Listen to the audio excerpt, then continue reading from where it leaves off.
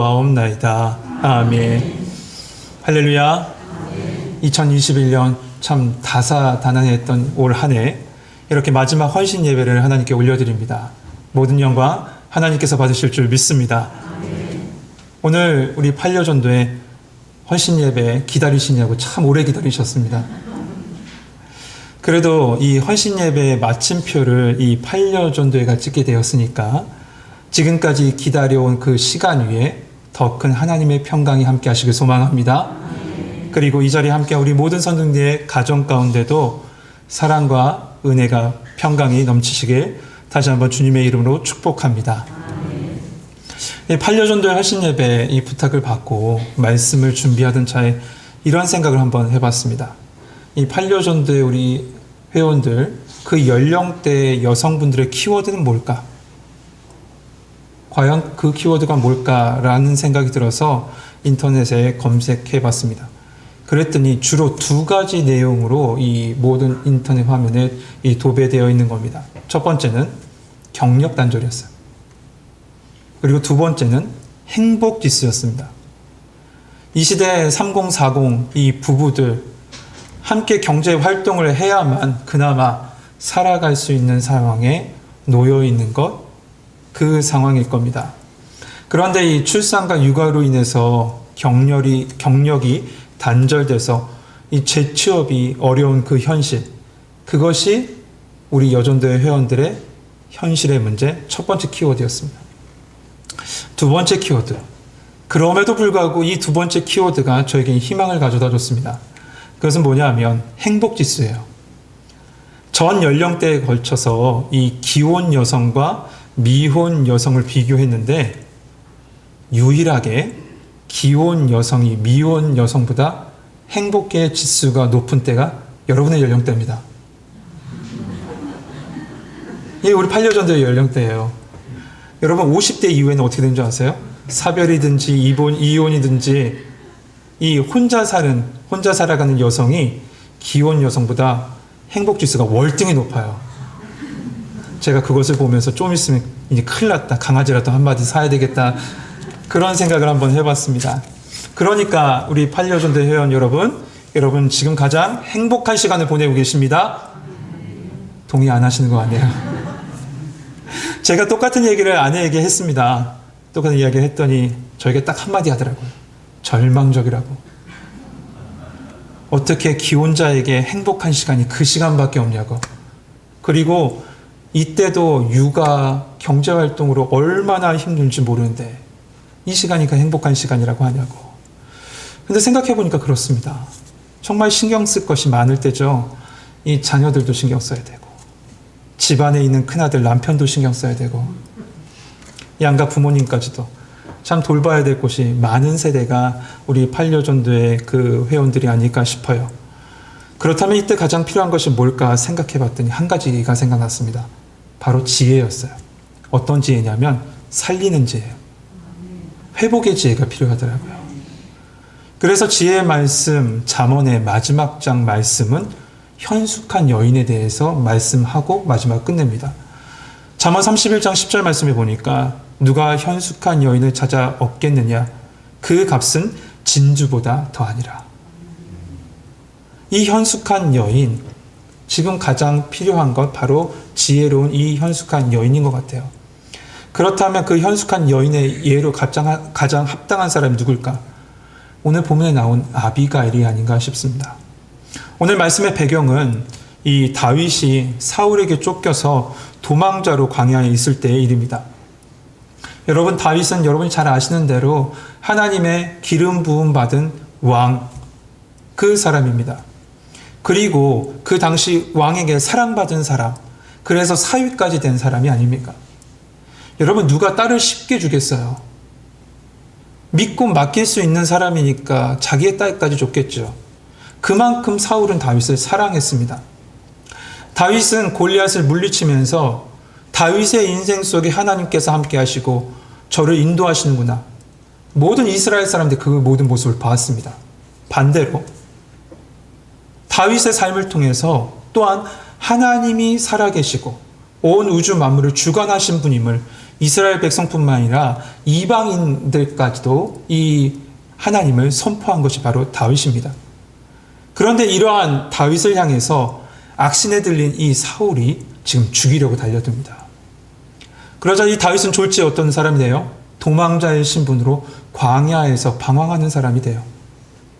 그 방황의 시간이 오래 지속됩니다. 그러자 마음이 어떻게 돼요? 갈급해지고 마음이 말라가기 시작해요. 예전에 한 프로를 봤는데 여러분 잘 아는 국민 MC라고 하는 그 한 사람이 자신이 나온 프로그램에서 자급자족으로 하루 종일 보내는 그런 미션을 수행하는 모습을 봤습니다. 자기의 돈을 일체 사용하지 못해요. 제작진의 돈도 사용하지 못해요. 그렇게 미션을 쭉 수행하고 있었어요. 아침부터 쭉 계속되는 이 미션은 오후가 되자 그가 어떻게 되냐면 극도로 예민해지기 시작해요. 그러다가 어떤 일이 있었냐? 이 배고픈 허기를 조금 채우려고 시식 코너에 갑니다. 그 시식 코너에서 딱 짚고 먹으려고 하는데 다른 출연자가 그 음식을 낚아채 가요. 그리고 대신 먹어버립니다. 그러니까 그 순한 사람이 도끼 눈을 뜨고 이렇게 쳐다봐요. 저는 그 모습을 아직도 잊지 못합니다. 우리에게 선한 이미지로 보여지는 그 사람이지만 배고픔이 계속되고 허기짐이 계속되고 갈급함이 계속되자 그 마음이 강팍해진 거죠. 다윗이 그랬어요. 오랜 도망자 신분으로 마음은 점점 말라가고 있었습니다. 거기에다가 오늘 우리 본문 25장 1절에 보면 뜬금없는 한 사건이 나오죠. 그건 바로 그가 의지했던 사무엘이 세상을 떠나갔다는 얘기예요. 믿음의 아버지였어요. 다윗에게 있어서. 유일하게 의지할 수 있는 사람이 바로 사무엘인데 그 사무엘까지 잃어버린 이 다윗은 한마디로 영적인 공황 상태에 빠지게 된 겁니다. 이러한 상황 속에서 다윗은 바란 광야를 떠나서 이 십광야 근처에 위치한 마온 땅 근처까지 오게 됩니다. 지금 다윗은 혼자 이렇게 방황하고 있는 게 아니에요. 600명의 사람들을 이끌고 지금 부하들을 이끌고 함께하죠. 그러니까 600명을 이끌고 있는다는 것은 뭐 지도자로서 좋을지도 모르지만 반대로 얘기하면 그들을 먹여 살려야 된다는 거예요. 그들을 먹여 살려야 돼요. 그래서 그 마온에서 그곳에서 유지로 있는 같은 유다 족속이면서 갈렙 지파 사람인 나발에게 식량을 요청하게 돼요. 성경에선 이 나발이 심히 큰 부자라고 했습니다. 3,000마리의 양을 가지고 있었고 1,000마리의 염소를 거느리는 그런 사람이었죠. 욥기에 보면 욥에 대해서 동방의 가장 큰 부자라고 의인이라고 하며 부자라고 하며 말을 했을 때 욥에 가지고 있는 재산이 어느 정도냐? 7,000마리의 양과 3,000마리의 염소를 가지고 있다라고 했습니다. 그러니까 이 정도의 거부는 아니지만 이 나발은 그 지역의 유지의 역할을 할 수 있는 그런 사람, 부자였던 거죠. 그런데 마침 그때가 언제냐? 성경에 보니까 양털 깎는 시기라고 되어 있어요. 여러분, 이 양털 깎는 시기는 유목민에게 있어서 추수감사절과 같은 때예요. 그러니까 이때 어떤 일을 하냐면 이 양을 치고 소를 키우고 이 유목을 하는데 도움을 줬던 사람들 다 초청해서 음식을 대접하는 때입니다. 심지어 나그네와 외인까지도 초청해서 그에게 먹을 것을 주는 축제의 기간, 추수감사절의 기간이었던 거죠. 그래서 다윗은 이것을 알고 정중하게 10명의 소년을 보내서 조금 식량을 베풀어 줄 것을 부탁합니다. 다윗은 이 소년들을 통해서 먼저 이렇게 얘기해요. 우리는 당신의 목장 가운데 어떤 것도 해를 끼치지 않고 당신의 목장을 도우며 지금까지 있었습니다. 라고 알립니다. 여러분, 이것이 뭐 이렇게 내세울 것이 될까라고 생각되지만요. 당시 유목사회에서 이런 일이 있었대요. 힘 있는 자는 마음껏 타인의 어떤 물건을 갖다가 가로챌 수 있는 문화가 있었답니다. 그것을 당연시 여겼대요. 지금 다윗은 600명의 군사를 거느리고 있는 군대를 가지고 있는 사람이에요. 그러니까 언제든지 필요하면 갈취해도 뭐라고 할 사람이 없어요. 그러나 그렇게 하지 않았다는 거죠. 도리어 어떻게 해요? 잘 지켜줬어요. 이것을 나발의 종들도 그들의 말을 통해서 확인할 수 있습니다. 15, 16절 한번 보세요. 25장 15, 16절에 보면 우리가 들에 있어 그들과 상종할 동안에 그 사람들이 우리를 매우 선대하였으므로 우리가 다치거나 잃은 것이 없으니 우리가 양을 지키는 동안에 그들이 우리와 함께 있어 밤낮 우리에게 뭐가 되었다라고요? 담이 되었다. 이거 잘 지켜줬다는 거죠. 다윗은 이렇게 그 나발의 모든 목장의 것을 관리해줬어요. 그 다음 다윗이 왜 이렇게 했을까? 지금 비록 다윗의 이 모습은 도망자의 신분인 것처럼 보이지만 그는 기름 부음 받은 자입니다. 왕이었어요. 왕의 마음으로 백성들을 지키고 보호하는 마음으로 지금 이 나발의 양과 그 모든 것을 지켰던 거죠. 그러면서 최대한 예의를 갖춰 다윗은 자기를 당신의 아들이라는 표현까지 쓰면서 은혜를 구합니다. 그것이 바로 8절 하반절의 말이에요. 우리가 좋은 날에 왔은즉, 좋은 날 양털 깎는 그날입니다. 내 손에 있는 대로 내 종들과 내 아들 다윗에게 주기를 원하노라 하더라 하라. 이렇게 다윗은 예의를 갖춰서 이 식량을 줄 것을 부탁을 합니다. 그런데 나발은 어떻게 할까요? 10절 11절에 보니까 나발이 이렇게 얘기해요. 다윗은 누구며 이새의 아들 누구냐? 요즘에 각기 주인에게서 억지로 떠나는 종들이 많도다. 내가 어찌 내 떡과 물과 내 양털 깎는 자를 위하여 잡은 고기를 가져다가 어디서 왔는지도 알지 못하는 자들에게 주겠느냐 한지라. 나발이 어떻게 합니까? 다윗의 호의를 무시와 모욕으로 되돌려주는 거예요. 나발은 지금 이렇게 얘기했죠. 다윗이 누구냐? 이새의 아들이 누구냐라고 합니다. 근데 정말 나발이 몰라서 이렇게 물어보는 걸까요? 아니에요. 온 이스라엘은 다윗을 다 알고 있었어요. 골리앗을 죽일 때, 그리고 그 후에 이스라엘에 울려 퍼졌던 노래의 소리는 이렇습니다. 사울이 죽인 자는 천천히요, 다윗이 죽인 자는 만만이라. 그만큼 다윗의 명성은 온 이스라엘에 퍼져 있었어요. 비록 지금 도망자의 신분이지만 여전히 그는 군대를 거닐고 있는 장수와 마찬가지였죠. 그런 다윗을 향해서 이 나발은 어떻게 표현하고 있냐면 주인집에서 도망간 종처럼 취급하고 근본도 없는 사람처럼 지금 취급한 거예요. 이에 다윗은 어떻게 합니까? 화가 나죠. 당연히 화가 나죠. 그래서 군대를 일으킵니다. 13절에 다윗이 자기의 사람들에게 이르되 너희는 각기 칼을 차라 하니 각기 칼을 차매 다윗도 자기의 칼을 차고 400명가량을 데리고 올라가고 200명은 자기 소유 곁에서 있게 하니라. 21절 하반절부터 22절에 보면 진실로 호사라 그가 악으로 나의 선을 갚는도다. 내가 그에게 속한 모든 남자 가운데 한 사람이라도 아침까지 남겨두면 하나님은 다윗에게 벌을 내리시고 또한 벌을 내리시기를 원하노라 하였더라. 지금 다윗의 마음은 어떻습니까? 싹 쓸어버리겠다는 거예요. 완전히 없애버리겠다는 거죠. 이 지혜롭지 못한 한 사람의 처신 때문에 온 가족이 몰살당할 그런 상황에 놓인 거죠. 그런데 그때 이 나발에게 지혜로운 종 하나가 있었던 것 같습니다. 그 종이 이 소식을 듣고 나발이 아닌 그의 아내 아비가일에게 쫓아갑니다. 그래서 아비가일에게 가서 이 모든 것을 알려요. 그녀는 이 나발과 달리 아주 총명한 여인이었습니다. 그 종은 이 모든 자초지정을 이 아비가일에게 말하죠. 뭐라고 얘기합니까? 당신의 남편 나발이 다윗을 모욕했습니다. 그래서 지금 화가 난 다윗은 군사를 이끌고 지금 오고 있습니다. 라고 해요. 그러자 그 소식을 들은 아비가일이 어떻게 합니까? 18절 말씀 한번 보시겠어요? 18절 말씀 한번 같이 한번 읽어봅시다. 같이 읽겠습니다. 시작. 아비가일이 급히 있던 그의 병이와 포도주 두 가지 부대와 500명의 양 5마리와 볶은 곡식 5세라와 검포도 100송이와 무화과 뭉치 200개를 가져다가 아비들에게 싣고. 아멘. 이 19절 그 이어서 보면 소년들에게 이르되 나를 앞서가라까지 합니다. 여러분 성경에 보면 모 몇 개, 떡 몇 개, 포도주 몇 부대, 양 몇 마리 이렇게 기록한 걸 우리가 볼 때가 있죠.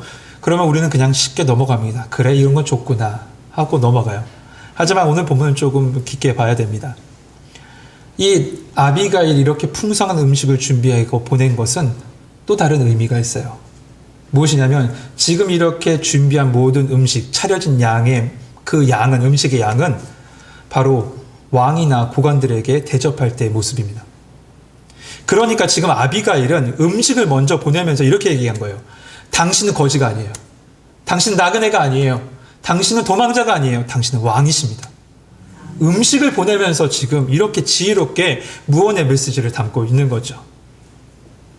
그런데 여러분 한번 생각해 보세요. 이렇게 정말 굉장히 많은 양의 음식입니다. 이 음식을 갑자기 어떻게 아비가일이 준비할 수 있었을까요? 이때가 언제라고 했습니까? 맞아요. 양털 깎을 때, 축제의 때였어요. 좋은 날 축제 때 미리 음식을 이렇게 다 준비해 놓고 있었던 거예요. 그런데 이 준비된 음식을 조금도 나눠주지 않는 나발과 달리 아비가일은 바리바리 싸서 그 음식을 갖다 날쌘 소년들에게 먼저 보낸 겁니다. 그리고 후에 아비가일이 쫓아가요. 그리고 아비가일은 그 다윗을 만나서 땅에 엎드려서 말합니다. 그 아비가일의 말이 오늘 우리가 읽은 본문이에요. 우리 24절 먼저 같이 한번 읽어봅시다. 같이 읽겠습니다. 시작.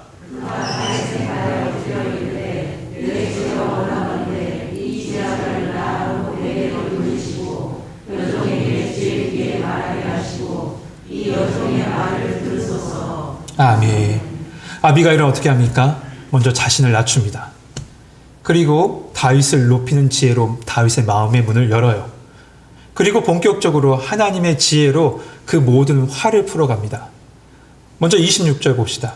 내 주여 여호와께서 살아계심을 두고 맹세하노니 내 주도 살아계시거니와 내 주의 손으로 피를 흘려 친히 보복하는 일을 여호와께서 막으셨으니 내 주의 원수들과 내 주를 해하려려 하는 자들은 나발과 같이 되기를 원하나이다. 지금 이 아비가일이 이야기하고 있는 그 첫 번째 말은 이겁니다. 하나님이 누구신지, 하나님의 주권에 대해서 먼저 말하고 있어요. 그것은 무엇이냐? 모든 생명은 하나님께 있다는 거예요. 사람에게 있지 않다는 거예요. 사람의 손에 달려있는 것이 아니라 하나님께 있다는 거죠. 다윗은 이미 앞장에서요, 이 모든 것을 경험했고 입술로도, 본인의 입술로도 이렇게 고백했습니다. 그 사건이 이거예요. 다윗이 엔게디 광야 그곳까지 이 쫓겨가 있을 때 사울이 다윗을 쫓아옵니다. 그러다가 사울이 굴에 들어가죠. 근데 그 굴 안쪽에는 이미 다윗의 일행이 주둔하고 있는 상황이었습니다. 그 상황은 사울을 충분히 죽일 수 있는 상황이었죠. 그러나 다윗은 사울을 죽이지 않습니다. 다만 옷자락만 조금 베요. 그것조차도 그런데 이 다윗은 마음에 좋지 않아서 24장 11절 12절에 이렇게 말합니다. 내 아버지여 보소서. 내 손에 있는 왕의 옷자락을 보소서. 내가 왕을 죽이지 아니하고 겉옷자락만 베었은즉 내 손에 악이나 죄가가 없는 줄을 오늘 아시는지라. 12절에 보면 여호와께서는 나와 왕 사이에 판단하사 여호와께서 나를 위하여 왕에게 보복하시려니와 내 손으로는 왕을 해하지 않겠나이다. 다윗은 말해요. 모든 것 다 하나님의 손에 있다고. 내가 하는 것이 아니라고요. 하나님께서 하신다라고. 지금 아비가일도 마찬가지예요. 다윗 지금 영적으로 육적으로 굉장히 갈급한 시간 그리고 메말라 있는 그 순간 가운데 어찌 보면 하나님의 주권을 지금 잊어버린 상황이었습니다. 그 상황 속에서 다윗에게 하나님의 주권을 말하고 있는 거예요. 보복하시는 것은 당신의 일이 아니라 하나님의 일입니다. 모든 생명은 하나님께 있습니다. 라고 말하고 있는 거죠. 두 번째, 아비가일은 이렇게 얘기합니다. 다윗의 정체성을 가르쳐줘요. 25장, 우리 본문으로 돌아와서 25장 28절에 보면 주의 여종의 허물을 용서하여 주옵소서. 여호와께서 반드시 내 주를 위하여 든든한 집을 세우리니 이는 내 주께서 여호와의 싸움을 싸우심이요 내 주의 일생에 내 주에게서 악한 일을 찾을 수 없음이니이다. 지금 아비가일은 뭐라고 얘기하냐면 당신은 단순한 도망자가 아닙니다. 당신은 하나님께서 기름 부은 왕이 아닙니까? 하나님께서 당신의 나라를 든든히 세우실 겁니다. 그러므로 왕으로서 악한 일을 하면 안 됩니다. 라고 얘기하는 거예요. 마지막 세 번째, 이 아비가일은 뭐라고 얘기하냐면 다윗의 앞날까지도 얘기합니다. 그것이 31절이에요. 31절 말씀은 이렇습니다. 무죄한 자의 피를 흘리는 것, 그리고 화를 못 이겨서 보복하는 것, 그것이 당신의 앞날에 당신이 세워질, 당신을 통해서 앞날에 세워질 당신의 나라와 그 사역 가운데 방해가 될 겁니다. 이렇게 아비가일은 얘기하죠. 여러분, 이 쭉 내용을 보셨습니까?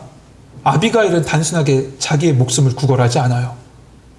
다만 그녀는 다윗 앞에 와서 이렇게 얘기합니다. 하나님의 주권을 얘기해요. 그리고 다윗의 정체성을 얘기해요. 그리고 다윗의 사명을 가르쳐 줍니다. 이것은 결국 본인도 하나님의 주권을 인정하고 있다는 사실이고, 자기의 정체성을 분명히 알고 있고, 자기의 사명 또한 깨닫고 있는 것을 가르쳐 주고 있는 것이죠. 여러분, 살리는 사람은 이 세 가지를 잊으면 안 됩니다. 첫 번째, 하나님의 주권을 생각해야 돼요. 두 번째, 그리스도인이 누구인지 깨달으셔야 됩니다. 마지막 세 번째는 자신의 사명을 잊어서는 안 됩니다. 우리 같이 한번 해볼까요? 하나님의 주권을 생각합시다. 하나님의 주권을 생각합시다. 그리스도인이 누구인지 깨달읍시다. 그리스도인이 누구인지 깨달읍시다. 자신의 소명을 잊지 맙시다. 자신의 소명을 잊지 맙시다. 여러분, 이 세 가지 꼭 붙잡으심으로 살리는 사람 되시길 주님의 이름으로 축복합니다. 아멘. 그런데 이 모든 것, 아비가일 스스로 당신의 지혜로, 자신의 지혜로 한 것일까? 그게 아니죠. 하나님께서 아비가일에게 지혜의 영을 더하셨기 때문에 그래요. 그러면서 아비가일은 또 한 가지 더 합니다. 그 모습이 뭐냐면 이렇게 말합니다. 이 모든 죄악을 자신에게 돌리옵소서. 주의 여종을 용서하여 주옵소서. 자신이 모든 나발의 죄악을 짊어지겠다고 하고 있는 모습을 보게 돼요. 이에 다윗이 어떻게 하죠? 그 응답이 32절에서부터 35절 말씀이에요. 그 말씀을 보니까 이겁니다. 아비가일을 보내신 하나님을 먼저 찬양하고 있어요. 두 번째는 뭡니까? 그녀의 지혜를 칭찬합니다. 마지막 세 번째는 그녀에게 복을 빌어주면서 평안히 돌아가게 해요. 여러분, 아비가일은 나발을 살렸어요. 나발의 가정에 있는 모든 식구들을 살렸어요. 그리고 특별히 다윗을 살렸어요. 다윗을 살린 거, 이게 너무나도 중요하죠. 여러분, 우리는 나의 삶의 자리에서 어떠한 사람으로 지금 서 계시고 계세요? 살리는 사람으로 서 계십니까? 아니면 무너뜨리는 사람으로 서 계십니까? 피해 보복을 위해서 눈이 뻘거진 채 혈기가 가득한 눈으로 나발에게 가고 있었던 다윗과 다윗의 군대 400명. 그들을 막아선 건 어떤 장수가 아니라 한 여인이었어요. 401명을 연약한 한 여인이 막아선 겁니다. 그것은 모든 사람을 살리는 길이었습니다. 여러분, 이 아비가일의 모습 속에서 우리는 예수님의 모습을 보게 됩니다. 자신을 낮추고 보복의 칼날 앞에 막고 서 있던 이 아비가일, 이 모습은 바로 죄악의 심판대 가운데 영원히 죽을 수밖에 없는 우리를 대신해서 십자가의 죽으심으로 우리를 살리신 예수 그리스도의 모습을 예표하고 있는 것이죠. 여러분, 우리의 모습 속에 바로 이 예수님의 모습이 드러나기를 소망합니다. 그러기 위해서는 사람의 지혜나 사람의 마음가짐으로 되는 것이 아니라, 성품으로 되는 것이 아니라 예수님의 마음이 우리의 마음에 덮여져야 합니다. 아비가일이 한 것이 아닙니다. 아비가일 위에 임재하신 하나님의 영이 그를 그렇게 인도한 거예요. 그래서 바울이 이렇게 말하는 겁니다. 너희 안에 이 마음을 품으라. 곧 그리스도 예수의 마음이니. 얼마 전이었던 것 같습니다. 우연찮게 이 TV를 돌리다가 EBS에서 하는 이 공상가들이란 프로그램을 하더라고요. 저도 우연찮게 봤어요. 근데 그 프로그램에 나오는 내용이 이겁니다. 한 교수가 사이코패스를 갖다가 이 연구하는 교수가 있었습니다. 오랜 세월 이 사이코패스들을 이 표본을 찾아서 분석한 결과를 쫙 냈는데, 이 사이코패스들의 특징이 모두 다 자신의 특성과 똑같은 거예요. 이 교수가요. 너무나도 놀란 나머지 다시 확인하고 확인했는데 정말 자신과 똑같은 거죠. 그렇다면 이 교수가 생각합니다. 그렇다면 과연 뭐가 다를까? 그들과 나는 뭐가 다를까 생각해 보니까 이게 달랐대요. 그것은 뭐냐면 자신을 누구보다도 사랑해준 부모님이 계셨다는 거예요. 아무리 성향이 그래도, 아무리 상황이 그래도, 아무리 성격이 그래도 그 옆에서 응원해준, 그래서 세워준 부모님이 계시기에 자신은 성격과 다른 삶을 살게 되었다는 거죠. 옆에서 나를 붙잡아주는 사람이 있어서 바른 길로 갈 수 있다는 거예요. 그 사람이 바로 살리는 사람이죠. 살리는 사람이에요. 사랑하는 성도 여러분, 그리고 8.25전도회 회원 여러분, 살리는 사람 되시길 소망합니다. 그런데 내가 하려면 안 됩니다. 선한 다윗도 삶이 지쳐가니까 화를 주체하지 못하지 않습니까? 그 어떤 누구도 자기의 힘으로 살리는 일을 감당하지 못해요. 하나님이 여러분의 마음을 사랑으로 덮어주셔야 돼요. 예수 그리스도의 마음으로 덮어주셔야 합니다. 그리고 여러분의 마음 가운데, 생각 가운데 하나님의 주권을 생각하고 나의 정체성을 깨닫고 나의 사명을 잊지 않을 때 우리는 이 살리는 사명을 감당할 줄 믿습니다. 그때 여러분이 있는 곳이 다 살아나게 될 겁니다. 여러분의 가정이 회복되게 될 겁니다. 치유의 역사가 여러분의 삶 곳곳마다 일어나게 될 줄 믿습니다. 우리 모두가 사랑과 복음의 통로가 돼서 평안을 전하고 생명을 살리는 은혜가 우리 모든 성도님들과 함께하기 소망하고 특별히 8.25전도회 가정 가운데 함께하시길 주님의 이름으로 축복합니다. 기도하겠습니다. 사랑이 많으신 하나님, 우리로 생명 살리는 사명 하나님 깨닫게 하여 주시니 감사합니다. 그러나 우리의 힘과 능으로 되지 않음을 주님 고백합니다. 주여, 주님의 사랑으로 덮으소서. 주님의 마음으로 덮어 주시옵소서. 그래서 우리가 모든 서 있는 곳곳마다 가정이든지 직장이든지 삶의 여러 터전 가운데 살리는 사명, 예수 복음으로 말미암아 살리는 사명을 감당할 수 있는 저희들 되게 하시고 모든 주권 주님께 맡겨드릴 수 있는 또한 우리 모든 성도들 되게 하여 주시옵소서. 예수 그리스도의 이름으로 감사하며 기도하옵나이다. 아멘.